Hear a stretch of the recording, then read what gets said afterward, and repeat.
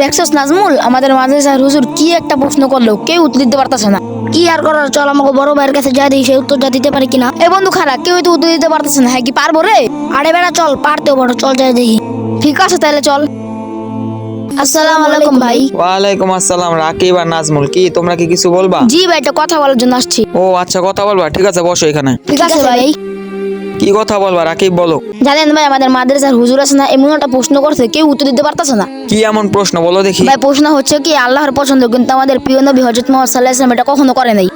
ও আচ্ছা, এই প্রশ্ন, এটা তো একবারে সহজ প্রশ্ন, এটাই তোমরা পারো না? কি বলেন ভাই, এটা কেউ বলতে পারলো না, আপনি বলতে পারবেন, বলেন তো। শোনো, আমাদের আল্লাহর পছন্দ ছিল আজান, আর আমাদের প্রিয় নবী হযরত মুহাম্মদ সাল্লাল্লাহু আলাইহি ওয়াসাল্লাম ওই আজানটা কখনো দেয়নি। ওই আজানটাই যদি দিত তাহলে পৃথিবীর সব জীবজন্তুরা নামাজ পড়তে যেত। সেজন্য আমাদের হযরত মুহাম্মদ সাল্লাল্লাহু আলাইহি ওয়াসাল্লাম কোনোদিন মসজিদে আজান দেয়নি। ও আচ্ছা ভাই, এগুলো তাহলে থাকেন, আমাদের নামাজের সময় গেছে। আসসালামু আলাইকুম।